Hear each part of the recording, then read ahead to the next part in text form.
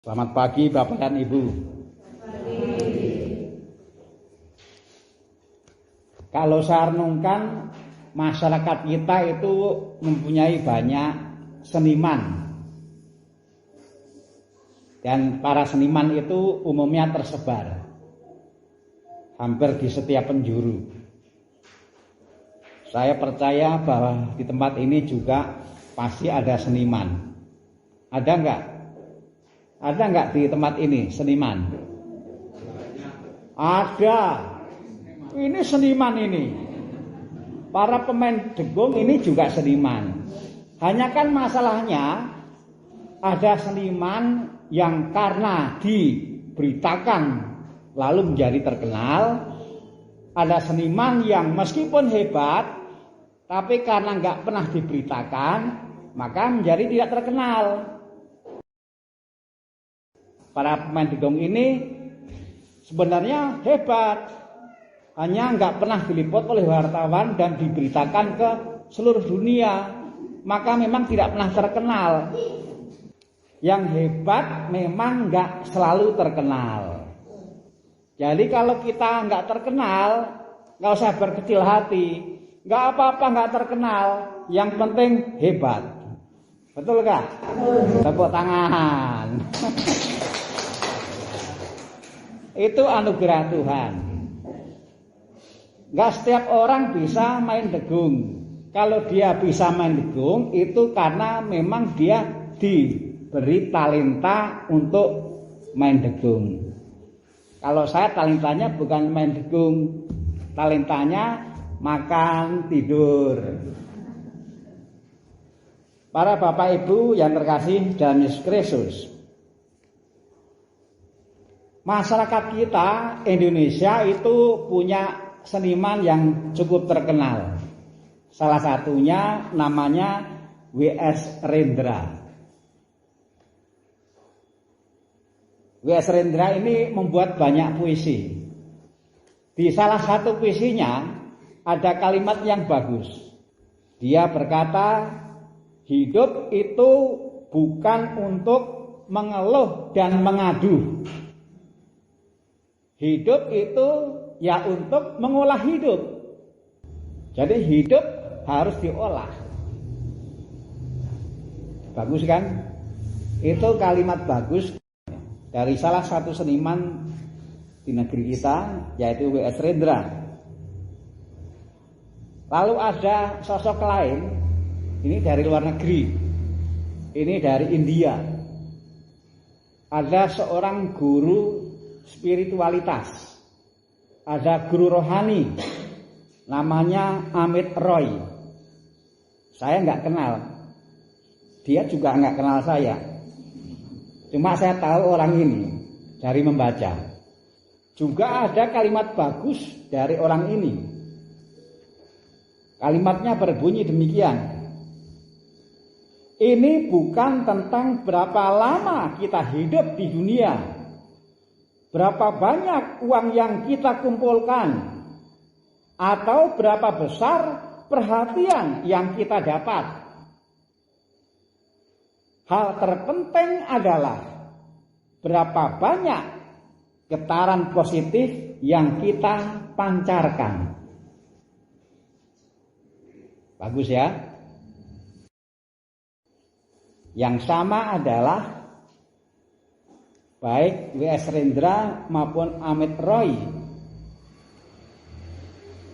memberi sesuatu yang baik bagi kita. Hidup itu mau dipakai untuk apa? Rendra berkata, hidup itu ya untuk mengolah hidup.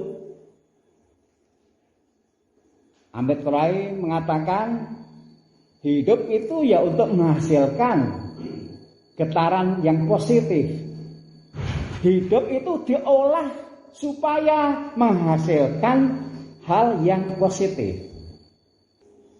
Lalu sekarang kita ke yang lain, yang juga tidak kalah pentingnya bagi kita, bahkan sangat penting, karena dari sabda Tuhan. Dari bacaan pertama yang diambil dari kitab Keluaran bab 3, ada ayat yang sungguh menyentuh. Saya ambil dari ayat 7 juga 8. Tuhan berfirman, Aku telah memperhatikan dengan sungguh kesengsaraan umatku di tanah Mesir. Dan aku telah mendengar seruan mereka yang disebabkan oleh pengerah-pengerah mereka. Ya, aku mengetahui penderitaan mereka. Sebab itu aku telah turun untuk melepaskan mereka dari tangan orang Mesir. Ini juga bagus. Ternyata ada Tuhan. Dan ternyata Tuhan itu tidak merem dan nganggur. Tuhan itu melihat dan berbuat. Lalu dikatakan, Aku telah turun tangan. Jadi hidup itu memang untuk diolah supaya menghasilkan yang positif. Dan sebagai orang yang beriman kita bersyukur karena kita nggak sendirian. Di kitab Keluaran ketika Tuhan memperkenalkan diri kepada Musa, Tuhan berkata, Aku telah memperhatikan dengan sungguh kesengsaraan umatku di tanah Mesir. Dan aku telah turun tangan membantu mereka. Allah ikut bekerja. Jadi sebenarnya yang harus bekerja dalam hidup itu juga Allah. Dan kita nggak bisa hanya mengandalkan diri sendiri. Mengolah hidup supaya menghasilkan sesuatu yang positif. Tetapi jangan sendiri. Juga harus bersama Tuhan. Saudara sekalian yang terkasih dalam Yesus Kristus, masih dari sabda Tuhan di Injil Lukas bab 13 ayat 1 sampai 9, Yesus mengingatkan supaya hidup itu digunakan untuk bertobat. Lalu di bagian bawah itu lebih sederhana untuk dipahami. Kita kan biasa ke ladang ya, kita biasa berkebun. Nah di Injil itu bagian bawah, bertobat itu diumpamakan dengan menyikapi pohon ara yang tidak berbuah. Pengurusnya itu minta supaya diberi kesempatan lagi lah. Pengurusnya itu berkata, Aku akan mencangkul tanah sekelilingnya dan memberi pupuk kepadanya. Supaya apa? Supaya berbuah. Kita biasa ke kebun. Kita biasa mengurus pohon, tanaman. Kita tahu bagaimana caranya supaya pohon, tanaman menghasilkan. Kita sudah biasa seperti itu. Nah, hidup kita itu juga pohon. Maka kita mengolah, kita mengurus supaya juga menghasilkan buah-buah yang baik. Tidak sendiri, tetapi bersama Tuhan. Saudara sekalian yang terkasih dalam Yesus Kristus, saya itu berkali-kali merenungkan apa ya yang paling sering dilakukan oleh kita ini, apa ya yang sungguh-sungguh menjadi kebiasaan. Lalu yang saya temukan salah satunya adalah menyadari Kita ini setiap hari sangat terbiasa dengan yang namanya menyadari. Menyadari ini hari Kamis. Menyadari jam 9 ada misa. Jadi kita tuh berada tempat ini dimulai dari karena kita menyadari itu. Menyadari jam sekian harus ke kebun, harus ke ladang, harus cari rumput. Kita ke ladang, ke kebun, mencari rumput dimulai dari menyadari.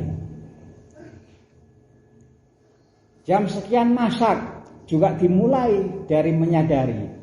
Mungkin awalnya menyadari, wah masih jam 11 malam, belum waktunya masak. Lalu sudah pagi, menyadari sudah pagi, sudah waktunya masak.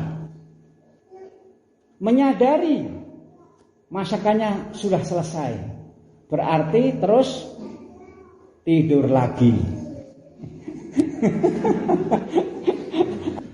Jadi kalau kita renungkan, kita itu ternyata sangat biasa melakukan sesuatu dimulai dengan menyadari. Betul kan? Nah,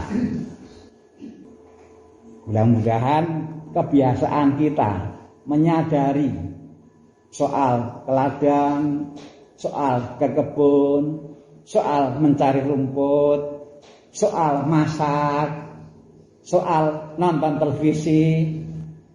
Nah, mudah-mudahan ini kemudian berkembang juga sampai ke hal merupakan kebiasaan sehari-hari, menyadari Tuhan yang beserta, menyadari bahwa hidup kita untuk menghasilkan buah-buah yang baik. Tuhan memberkati.